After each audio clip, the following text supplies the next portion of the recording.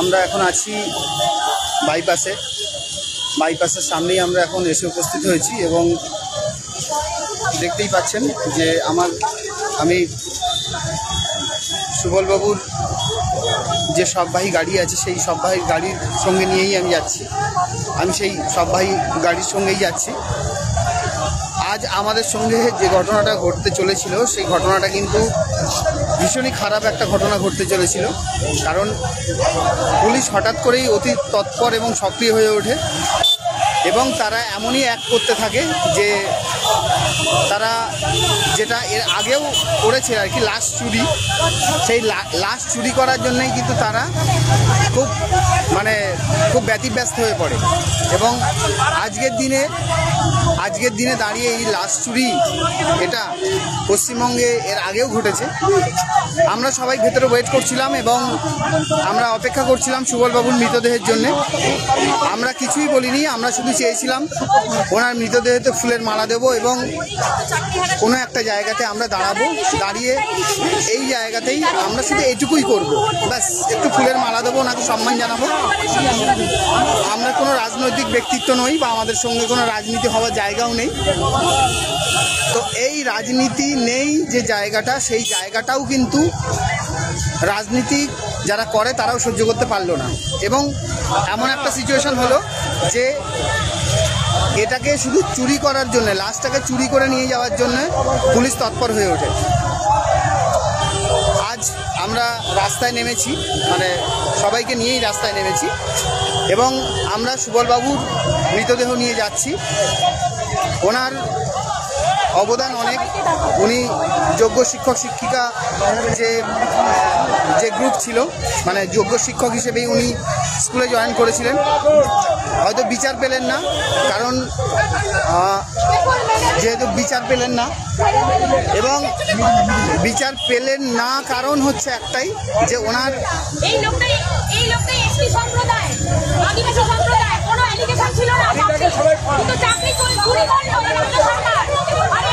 লোকটা brain stroke হয়ে মারা গেল, তার বিরুদ্ধে কোনো প্রমাণ নেই, তার বিরুদ্ধে কিছুই নেই, সে লোকটা আজকে এরকমভাবে মৃত্যুবরণ করলো। কি করে সম্ভব? কি করে একটা মানুষ এভাবে করে, কি করে সম্ভব?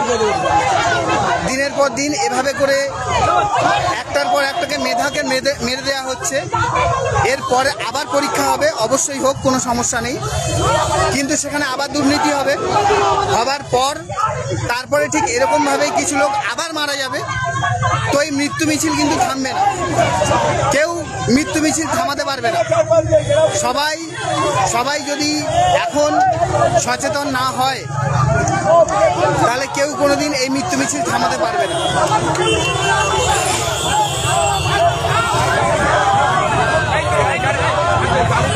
সুবলবাবু আজ স্বাধীনতা দিবসে হয়তো উনি মুক্ত হয়ে গেলেন। এইরকম একটা বাজে বিচার ব্যবস্থা, এইরকম একটা বাজে রাজনৈতিক ষড়যন্ত্র এবং সমস্ত দিক থেকে উনি আজকে হয়তো মুক্ত হয়ে গেলেন। যে এসটি সম্প্রদায়কে আমাদের মাননীয় মুখ্যমন্ত্রী বলেন যে ওনার নাকি বুকে আছে তারা, সেই সম্প্রদায়কে এভাবে মানসিক যন্ত্রণা দিয়ে মেরে দেওয়ার কোনো অধিকার হয়তো ওনার নেই। এটা আগেও বলেছি, আবারও বলছি, যদি কোনো অন্যায় হয়ে থাকে সেই অন্যায়টা কিভাবে সংশোধন করা যায় সেটা উচিত ছিল। তাহলে অ্যাটলিস্ট এইরকম একটা মানুষের মৃত্যু আমাদের চোখের সামনে দেখতে হতো না। মানুষটাকে নিয়ে একবার নয় একাধিকবার আমি আন্দোলন করেছি এবং আমাদের আন্দোলনের একজন স্বতঃস্ফূর্ত মানুষ ছিলেন এই সুবলবাবু। তারপরেও আজকে কিন্তু এরকম একটা পরিস্থিতি এসে দাঁড়িয়েছে। যাই হোক, আজকে আমরা এখানেই আছি।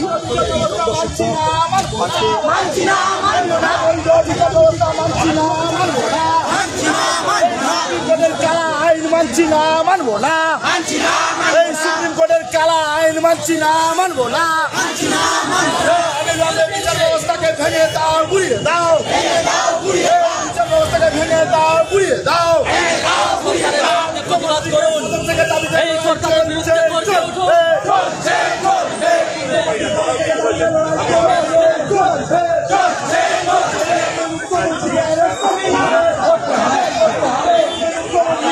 আজ হয়তো আমরা পথে নেমেছি, কারণ পথে নামার মতো জায়গায় হয়তো চলে এসছে, সেই জন্য পথে নেমেছি।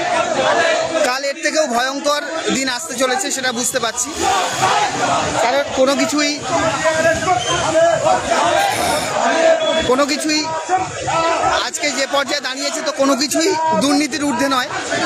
দুর্নীতিতেই সমস্ত কিছু চাপা পড়ে যাবে, আমি জানি। এবং একাধিকবার অন্যায়ের জন্যে আমাদের রাজ্য বারবার সুপ্রিম কোর্টে গেছে, হাইকোর্টে গেছে অন্যায়কে প্রশ্রয় দেওয়ার জন্য, কিন্তু একবারও ন্যায়কে প্রতিষ্ঠা করার জন্য যায়নি। আগামী দিনেও কিন্তু এর অন্যথা হবে বলে আমার মনে হয় না।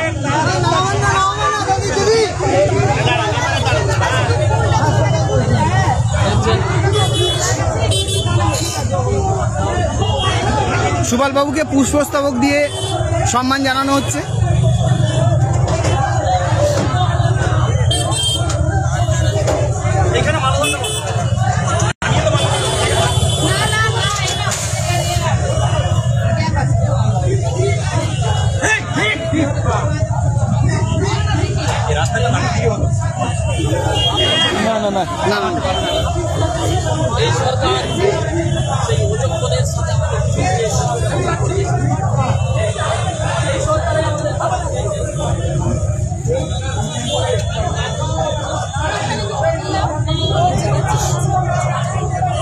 বড় গভীর চক্রান্তেই মারা গেলেন সুবলবাবু। কালকে রাত্রে যখন আমি দেখতে যাই সুবলবাবুকে, তো তখনও পর্যন্ত ওনার ব্রেন ডেড হয়ে গেছিল, ডাক্তারের তরফ থেকে বলা হয়, এবং এনি টাইম উনি মারা যেতে পারেন বলেও জানানো হয়। এই তো সো যাই হোক, যেটা বলার সেটা হচ্ছে, একটা 1.5 বছরের মেয়ে আছে সুবলবাবুর, একটা 1.5 বছরের মেয়ে আছে, যে এখনো বোঝেও না যে তার বাবার বাড়ি ফিরবে না। এবং সেই 1.5 বছরের মেয়ে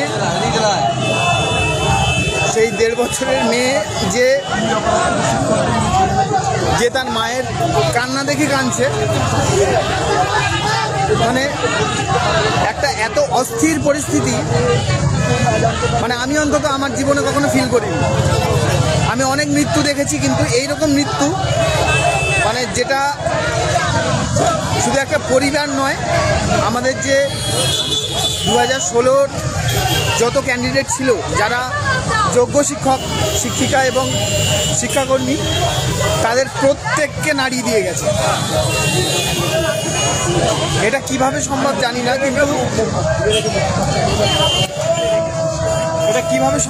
না, কিন্তু এই অন্যায়ের প্রতিবাদটা হওয়া দরকার, এই মৃত্যুর প্রতিবাদটা হওয়া দরকার।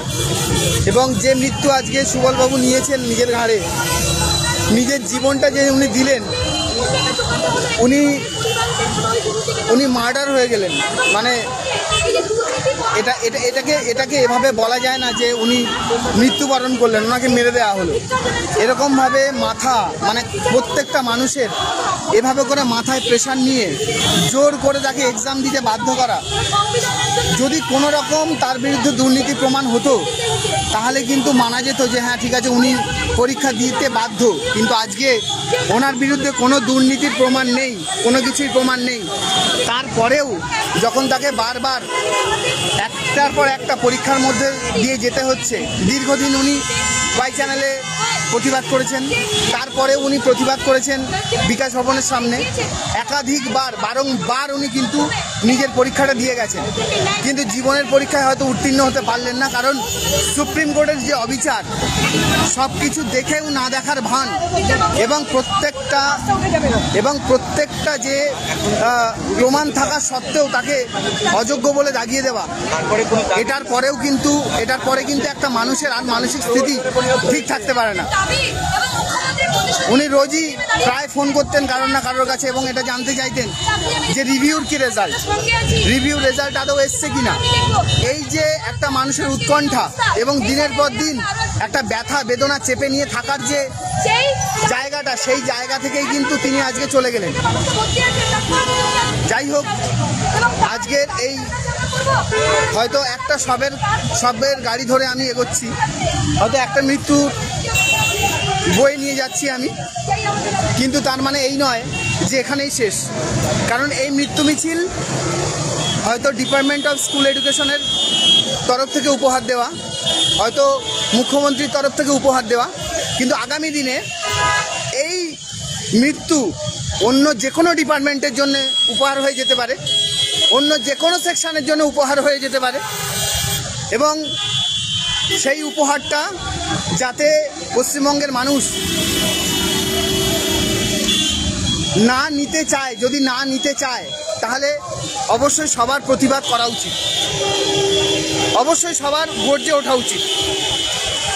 কারণ একটা সুবল মরলে হয়তো বিপ্লব হয় না, কিন্তু যারা এই অন্যায়টা করছে তারা কিন্তু অনেক সুবলকে তৈরি করবে, অনেক সুবলের লাশ এই রাস্তা দিয়েই যাবে। তো সেই জন্যই বলবো যে প্রতিবাদটা করুন, যে প্রতিবাদটা করা উচিত সেই প্রতিবাদটা করুন। কারণ আমরা যারা প্রতিবাদ করতে এসছি আজকের দিনে সবাই এসছি, আমরা চাইবো সবাইকে এই রাস্তায় চাইবো, এবং সত্যের পথে যাতে সবাই থাকে সেটাই আমরা চাইবো। যাই হোক, সুবলবাবুর শেষ বিদায়, এবং সেই বিদায়টা আমরা চোখের জল দিয়েই ওনাকে বিদায় জানাচ্ছি। যেখানেই থাকুক ভালো থাকুক, কারণ ওনার মতো সৎ এবং ওনার মতো আনটেন্টেড, মানে আমাদের প্যানেলে অন্যতম আনটেন্টেড টিচার যদি কেউ থেকে থাকেন তাহলে ছিলেন সুবলবাবু। কর্তব্য থেকে কখনোই পিছিয়ে যাননি। যখন আন্দোলন ডাকা হয়েছে নিজের ধামসা মাদল নিয়ে চলে এসেছেন, বিভিন্ন জায়গাতে প্রোগ্রামে অনুষ্ঠানে অংশগ্রহণ করতেন, আন্দোলনে অংশগ্রহণ করতেন।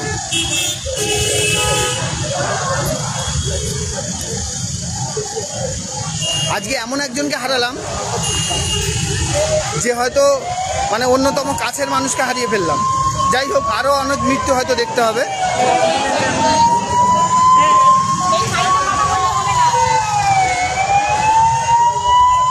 এখানেই লাইভ শেষ করছি।